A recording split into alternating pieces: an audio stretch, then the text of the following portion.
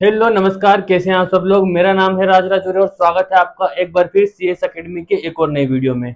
तो आज का हमारा टॉपिक है एसिड एंड बेस, जो क्लास 10th का चैप्टर सेकंड है, जिसमें हम एसिड बेस और साल्ट के बारे में डिस्कस करेंगे। ठीक है, तो चैप्टर को शुरू करने से पहले आपको एक चीज जो बहुत अच्छे से समझ लेनी चाहिए, क्योंकि ये चैप्टर हमारा एग्जाम में 6 मार्क्स का पूछा जाता है, जिसमें से काफी ज्यादा 2-2 नंबर के और 1-1 नंबर के क्वेश्चन बनते हैं। इसलिए इस क्वेश्चन को बहुत बारीकी से और बहुत ध्यान से हमें पढ़ना है। तो फोकस रहिए, अच्छे से पढ़ना, रिवीजन ज़्यादा से ज़्यादा करना, क्योंकि केमिस्ट्री है तो थोड़ा सा टफ भी हो सकता है आप सभी के लिए। तो ज़्यादा प्रैक्टिस करेंगे तो इतना टफ नहीं है कि आप नहीं कर पाएंगे, आप सब लोग बहुत अच्छे से कर लेंगे, मुझे आप लोगों पर भरोसा है। तो चैप्टर की शुरुआत करते हैं हम। तो हम एसिड बेस और साल्ट को हमको इस पूरे चैप्टर में पढ़ना है। तो एसिड बेस और साल्ट को पढ़ने से पहले आप एक जो चीज सबसे इजी है वो समझ लीजिए कि पीएच स्केल क्या होती है, क्योंकि यहाँ से चैप्टर की शुरुआत होती है और पीएच लेवल के द्वारा ही हम किसी चीज के बारे में बात कर सकते हैं कि वो एसिटिक है, वो क्षारीय है, अम्लीय है या लवणीय है। ठीक है, तो पेज स्केल को समझ लीजिए कि पेज स्केल होती क्या है। किसी विलयन में उपस्थित हाइड्रोजन आयन की सांद्रता को ज्ञात करने के लिए एक स्केल का विकास किया गया, जिससे क्या बोलते हैं हम, जिसे हम पेज स्केल कहते हैं। ठीक है, यहाँ पी क्या है, पोटेंट शब्द से बना है, जिसका अर्थ होता है शक्ति या पावर, जो एक जर्मन शब्द है।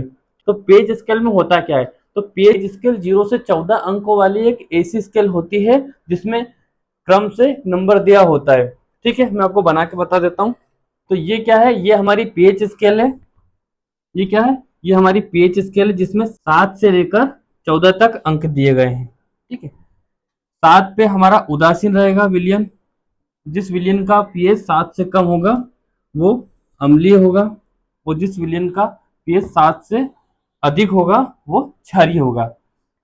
7 से हम 0 तरफ जाएंगे तो अम्लीयता बढ़ेगी, और 7 से हम 14 की तरफ जाएंगे तो क्षारीयता बढ़ेगी। ठीक है, दो चीज जो यहाँ से पूछी जाती है, दो क्वेश्चन जो यहाँ से पूछे जाते हैं, वो क्या, सबसे प्रबल क्षार, सबसे प्रबल अम्ल कौन सा है, HCl।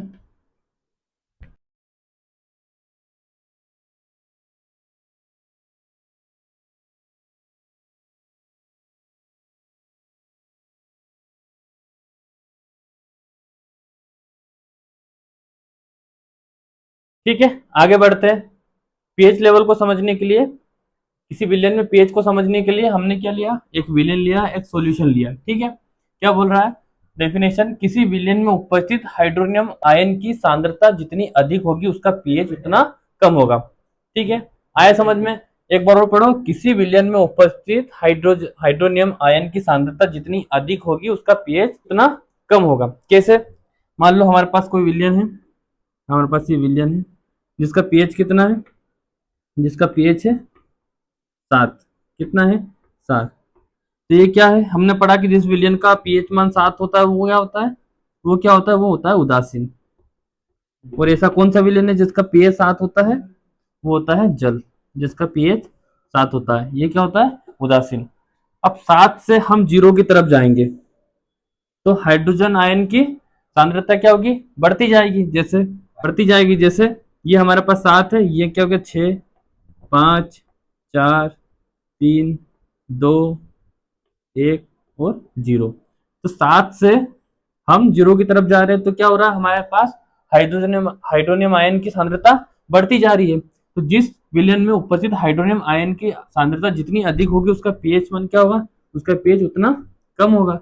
इधर से हम 7 से 0 की तरफ जा रहे हैं तो पीएच क्या हुआ, पीएच मान बढ़ता जा रहा है। तो सबसे जो ज्यादा पीएच होता है वो किसका होता है, जठर रस का। किसका, जठर रस का। ये कहाँ होता है, ये हमारे अमाशय की एक ग्रंथि होती है, जठर ग्रंथि, जिससे एक रस निकलता है जिसको हम बोलते हैं जठर रस, जिसका पीएच होता है 1.2। याद रखना, एग्जाम में पूछ लिया जाता है। ठीक है, फिर ये हमारे पास क्या, 7 से हम किधर जाएंगे, पीएच में टोटल कितने अंक होते हैं, 14। पीएच स्केल में कितने अंक होते हैं, टोटल 14। 7 से हम गए 8, 9, 10, 11, 12, 13 और 14। इसमें क्या हो रहा है, हाइड्रोजन आयन की सांद्रता क्या हो रही है, बढ़ रही है। जितनी अधिक होगी उसका पीएच उतना कम होगा। इधर जाएंगे तो हाइड्रोजन आयन की सांद्रता क्या हो रही है, कम हो रही है, पीएच अधिक होगा।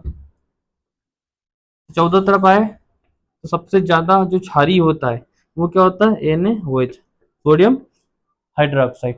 ठीक है, आगे समझ में। अब हम बात करेंगे एसिड और बेस के बारे में कि एसिड हमारे क्या होते हैं, इनके क्या गुणधर्म होते हैं, क्षार क्या होते हैं, क्षार के क्या गुणधर्म होते हैं। आगे बढ़ते हैं। तो अब हम एसिड के बारे में पढ़ते हैं कि एसिड क्या होते हैं, एसिड की प्रॉपर्टीज क्या होती है। तो क्या होते हैं एसिड, एसिड स्वाद में खट्टे होते हैं। कैसे होते हैं, जब भी आपको लगे और आप कुछ खा रहे हो अगर उसका स्वाद आपको खट्टा लगता है मतलब वो क्या है, वो अम्ल है। जैसे हम संतरा खाते हैं, नींबू खाते हैं,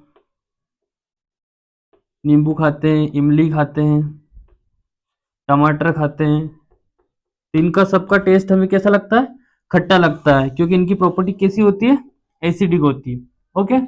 दूसरा क्या है, अम्ल नीले लिटमस पत्र को लाल कर देते हैं। लिटमस पत्र क्या होता है, एक सूचक होता है, एक इंडिकेटर होता है जिसके थ्रू हम ये पता लगा सकते हैं कि कोई विलयन अम्ल है या क्षारीय है, कोई विलयन अम्लीय है या क्षारीय है। ठीक है, लिटमस पेपर के बारे में हम आगे पढ़ेंगे कि लिटमस पत्र कैसा होता है, वो कहाँ से प्राप्त होता है। अगला क्या है, अम्ल विलयन में हाइड्रोजन प्लस आयन प्रदान करता है। यदि किसी विलयन में किसी एसिड को घोला जाता है तो वो क्या करता है, हाइड्रोजन प्लस आयन हमें प्रदान करता है। नेक्स्ट क्या है, अम्लों का गुणधर्म अम्लीय होता है। अम्लों का गुणधर्म कैसा होता है कि वो अम्लीय होते हैं। कुछ उदाहरण लिखे हैं यहाँ अम्ल के, जैसे HCl, इसको हम बोलते हैं हाइड्रोक्लोरिक एसिड। दूसरा क्या है, H2SO4, इसको हम बोलते हैं सल्फ्यूरिक एसिड। HNO3, ये है हमारा नाइट्रिक एसिड। और CH3COOH, इसको हम बोलते हैं एसिटिक एसिड, एसिटिक एसिड। ठीक है, अगला क्या है हमारा, अगला है हमारा बेस, क्षार। ठीक है, क्या है ये, क्षार होते हैं स्वाद में कड़वे होते हैं। अम्ल कैसे थे हमारे, खट्टे थे, ये कैसे होते हैं, स्वाद में कड़वे होते हैं। ठीक है, अम्ल क्या करते हैं, अम्ल हमारे नीले लिटमस पेपर को लाल कर देते थे। क्षार क्या कर रहे हैं, क्षार कर रहे हैं लाल लिटमस पत्र को नीला कर देते हैं। पॉइंट याद रखना, कंफ्यूज मत होना। अम्ल क्या करते हैं, नीले को लाल करते हैं, नीले को लाल करते हैं अम्ल, और क्षार क्या करते हैं, लाल को नीला करते हैं। ठीक है, अगला क्या है, क्षारीय विलयन में क्या होता है, OH आयन होता है, OH माइनस आयन होता है। कि जब किसी क्षार को किसी विलयन में हम मिलाते हैं तो वो क्या प्रदान करता है, वो हमें हाइड्रोक्साइड आयन प्रदान करता है। अगला क्या है, क्षार का गुणधर्म कैसा होता है, वो क्षारीय होता है। कुछ उदाहरण दिए गए हैं, जैसे NaOH, सोडियम हाइड्रोक्साइड, CaOH का होल ट्वाइस, ये calcium hydroxide, KOH potassium hydroxide, और MgOH2 मैग्नीशियम हाइड्रोक्साइड, और ये NH4OH अमोनियम हाइड्रोक्साइड। क्या है ये, अमोनियम हाइड्रोक्साइड।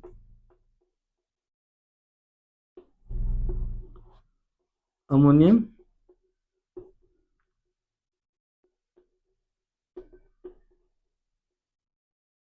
हाइड्रोक्साइड। आगे समझ में, इस पॉइंट को याद रखना क्योंकि ये पॉइंट पूरे चैप्टर में हमें काम में आने वाला है। जब भी किसी अम्ल को किसी विलयन के अंदर घोला जाता है तो वो हमें H प्लस आयन प्रदान करता है, और जब भी किसी क्षार को किसी विलयन में घोला जाता है तो वो हमें OH हाइड्रोक्साइड आयन प्रदान करता है। ठीक है, ये दो पॉइंट आप बहुत अच्छे से याद रखना।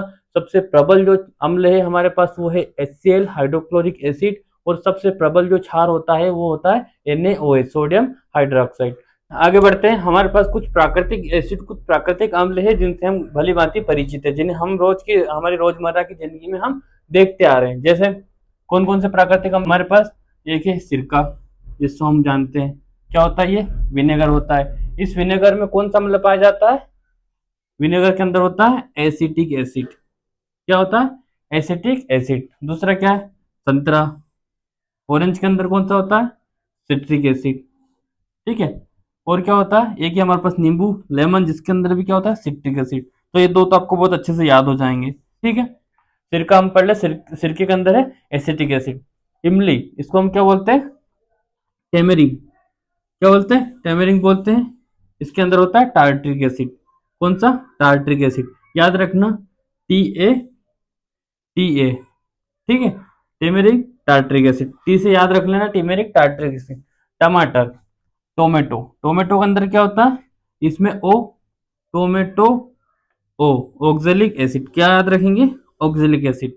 दही, दही दूध में क्या होता है, लैक्टिक एसिड होता है, तो दही के अंदर भी क्या होगा, लैक्टिक एसिड होगा, क्या होगा, लैक्टिक एसिड होगा।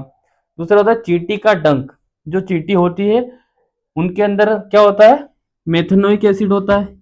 एक और क्या बोलते हैं इसको, हम बोलते हैं फॉर्मेलिक एसिड, क्या बोलते हैं, फॉर्मेलिक एसिड। एक और क्या होता है, नेटल का डंक, कौन सा, नेटल का डंक, इसमें होता है मेथेनोइक एसिड। ठीक है, तो इस चार्ट को बहुत अच्छे से आप लोग याद कर लेना, क्योंकि इस चार्ट से सीधे आपके एग्जाम में 2 से 3 नंबर का ऑब्जेक्टिव सीधा इस चार्ट से आपके आ जाते हैं। तो इस चार्ट को आप लोग बहुत अच्छे से, बहुत ध्यान से याद कर लें कि टमाटर के अंदर कौन सा एसिड होता है, ऑक्सैलिक एसिड, चींटी के डंक में मेथेनोइक एसिड, संतरा और नींबू में सिट्रिक एसिड। तो इस एसिड चार्ट को बहुत अच्छे से याद कर लेना, क्योंकि ये कुछ प्राकृतिक एसिड है जो हमारे आसपास हमारे दैनिक जीवन में यूज आने वाली चीजें हैं, जिनके अंदर जो एसिड पाए जाते हैं इनसे सीधे क्वेश्चन पूछ लिया जाता है। आगे समझ में, आगे बढ़ते हैं। इसके पहले हमने एक शब्द के बारे में चर्चा करी थी, कौन सा, लिटमस पेपर। कौन सा शब्द था, लिटमस पत्र को हम बोलते हैं विलियन भी बोलते हैं, लिटमस विलियन। क्या होता है, तो लिटमस जो है बैंगनी रंग का एक सॉल्यूशन होता है, कैसा, बैंगनी रंग का सॉल्यूशन होता है, एक विलियन होता है, जो कहाँ से प्राप्त होता है, जो प्राप्त होता है लाइकेन से। क्या होता है, लाइकेन एक पौधा होता है, इस पौधे से हमें एक विलियन प्राप्त होता है जिसको हम लिटमस बोलते हैं। ये क्या होता है लिटमस, ये होता है एक प्राकृतिक सूचक, क्या होता है, प्राकृतिक सूचक होता है, प्राकृतिक इंडिकेटर होता है। क्या होता है, प्राकृतिक इंडिकेटर होता है। इसके अलावा होता है, एक और होता है प्राकृतिक इंडिकेटर हमारा, हल्दी। ठीक है, ये क्या करता है, हल्दी येलो होती है, इसका कलर कैसा होता है, येलो होता है। जब ये क्षार के संपर्क में आती है, हमारे कपड़ों पे जब हल्दी का दाग लग जाता है और हम उसे धोते हैं, तो साबुन के अंदर क्या होता है, साबुन के अंदर क्षार होता है। जब हम उसे धोते हैं तो क्या होता है, वो रेड कलर में चेंज हो जाता है, कैसा, रेड कलर में चेंज हो जाता है। इसके अलावा एक और क्या होता है, इसके अलावा एक और होता है हाइड्रीजिया। इसके अलावा एक और होता है हाइड्रीजिया फ्लावर, हाइड्रीजिया पुष्प। ये क्या करता है, जब ये एसिड के संपर्क में आता है, क्या आता है, जब ये एसिड के संपर्क में आता है तो ये क्या हो जाता है, ये ब्लू कलर का हो जाता है। और जैसे ये बेस के संपर्क में आता है तो क्या हो जाता है, ये पिंक कलर का हो जाता है, कैसा, पिंक कलर का हो जाता है। तो ये सब क्या है, लिटमस पत्र, हल्दी और हाइड्रोजन, ये क्या है, ये हमारे प्राकृतिक इंडिकेटर्स होते हैं, प्राकृतिक सूचक होते हैं। प्रकृति में जब ये एसिड और बेस के संपर्क में आते हैं तो ये अपने कलर में परिवर्तन करके हमें बताते हैं कि कोई विलयन कैसा है। ठीक है, आगे समझ में। इसके अलावा क्या होता है, इसके अलावा कुछ सिंथेटिक इंडिकेटर्स होते हैं, कुछ आर्टिफिशियल, क्या होते हैं, आर्टिफिशियल इंडिकेटर्स होते हैं। कुछ आर्टिफिशियल इंडिकेटर्स होते हैं जिनको कौन बनाता है, जिनको इंसानों द्वारा लैब में बनाया गया है, जैसे फिनोप्थेलिन, जैसे फिनोप्थेलिन और मिथाइलोरेन। ये भी क्या होते हैं, ये भी एसिड और बेस का पता लगाने वाले सूचक की तरह कार्य करते हैं। जैसे फिनोप्थेलिन जब एसिड के संपर्क में आता है तो क्या हो जाता है, ये हो जाता है कलरलेस, कैसा हो जाता है, कलरलेस। ठीक है, और जब बेस के टच में आता है तो क्या हो जाता है, ये पिंक हो जाता है। दूसरा क्या है, मिथाइल ऑरेंज, ये क्या करता है, ये जब एसिड के संपर्क में आता है, जब एसिड के संपर्क में आता है तो ये रेड कलर का हो जाता है, कैसा हो जाता है, रेड कलर का। और जब बेस जब क्षार के संपर्क में आता है तो ये येलो कलर का हो जाता है, ये येलो कलर का हो जाता है। तो ये याद याद रखना कि फिनोप्थेलिन और मिथाइल ऑरेंज ये हमारे कैसे इंडिकेटर्स हैं, ये हमारे सिंथेटिक इंडिकेटर्स है। इसके अलावा हमने पढ़ा लिटमस पेपर, हल्दी और हाइड्रेजिया, ये क्या है हमारे, ये प्राकृतिक इंडिकेटर्स होते हैं। ठीक है, इसके अलावा क्या होता है, इसके अलावा कुछ ऑल फैक्ट्री इंडिकेटर्स होते हैं। क्या होते हैं ऑल फैक्ट्री इंडिकेटर्स, जिनको हम स्मेल करके, जिन्हें हम सूंघ कर जिनका पता लगाते हैं, क्या करते हैं, स्मेल चेंज। जब ये एसिड और बेस के संपर्क में आते हैं तो इनकी जो गंध होती है वो कुछ ना कुछ बदल जाती है, जैसे अनियन एक्सट्रैक्ट, विनाइल एक्सट्रैक्ट और क्लोव ऑयल और क्लोव ऑयल। ये क्या है, ये तीनों ऑल्फैक्टरी इंडिकेटर्स है। इनके नाम आप याद रखना, नाम काफी इंपॉर्टेंट है, एग्जाम में सीधा पूछ लिया जाता है। ऑनियन एक्सट्रैक्ट किस प्रकार का इंडिकेटर है, विनाइल एक्सट्रैक्ट किस प्रकार का इंडिकेटर है, या क्लोव ऑयल किस प्रकार का इंडिकेटर है। क्या होता है, ऑनियन की स्मेल आपने सबने, आपको पता होगा ऑनियन की स्मेल जब भी ये एसिड के संपर्क में आती है, एसिड के संपर्क में आती है तो इसकी स्मेल वैसी की वैसी रहती है। लेकिन जैसे ये बेस के संपर्क में आती है, जैसे ये बेस के संपर्क में आती है, इसकी स्मेल गायब हो जाती है। क्या होती है, गायब हो जाती है। ठीक है, वेनिल एक्सट्रैक्ट क्या होता है, इसमें भी जब ये एसिड के संपर्क में आती है तो इसकी स्मेल वेनिला होती है, केक होता है उसके जैसी होती है, लेकिन जैसे ये बेस के संपर्क में आती है इसकी स्मेल चेंज हो जाती है या गायब हो जाती है।